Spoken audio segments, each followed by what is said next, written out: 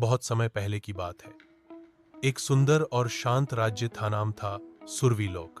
वहां के राजा वीरेंद्र सिंह अपने साहस और न्यायप्रियता के लिए पूरे देश में प्रसिद्ध थे। लेकिन उनके जितने चर्चे उनके साहस के थे, उतनी ही चर्चाएं उनके सफेद घोड़े की भी थी। नाम था श्वेतराज। श्वेतराज कोई साधारण घोड़ा नहीं था। उसकी चमकती हुई सफेद त्वचा, उसकी गहरी नीली आंखें और उसकी गति ऐसी कि हवा भी पीछे छूट जाए।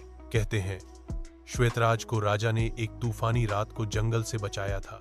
वह घायल था, डर गया था, लेकिन राजा ने उसे प्यार से सहलाया, उसकी देखभाल की और धीरे धीरे वह ठीक हो गया। तभी से वह राजा का सबसे वफादार साथी बन गया। एक बार की बात है, सुरविलोक पर एक विशालकाय राक्षस कालवृंत ने हमला कर दिया। वह रात के अंधेरे में आता, गांव उजाड़ता और वापस पहाड़ों की ओर भाग जाता। सेनापति डरते, लोग कांपते, लेकिन राजा ने हार नहीं मानी। मैं जाऊंगा, राजा ने कहा, लेकिन किसी हाथी पर नहीं, किसी रथ पर नहीं, मैं श्वेतराज पर सवार होकर जाऊंगा। सभी ने कहा, राजा जी, वह बहुत खतरनाक है, अकेले मत जाइए।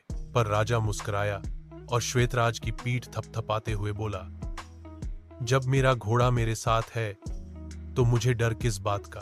अगली रात श्वेतराज पर सवार होकर राजा कालवृंत के गुफा तक पहुंच गया। जैसे ही राक्षस ने हमला करने की कोशिश की, श्वेतराज बिजली की तरह उछला और राजा ने एक ही वार में कालवृंत को परास्त कर दिया। राजा और श्वेतराज जब वापस लौटे तो पूरा राज्य जय हो के नारों से गूंज उठा। लोगों ने फूल बरसाए और श्वेतराज को सोने का हार पहनाया गया। उस दिन के बाद से श्वेतराज को सिर्फ राजा का घोड़ा नहीं कहा गया, बल्कि सुरवीलोक का रक्षक कहा जाने लगा। और इस तरह राजा और उसका सफेद घोड़ा दोनों अमर हो गए लोगों की कहानियों में।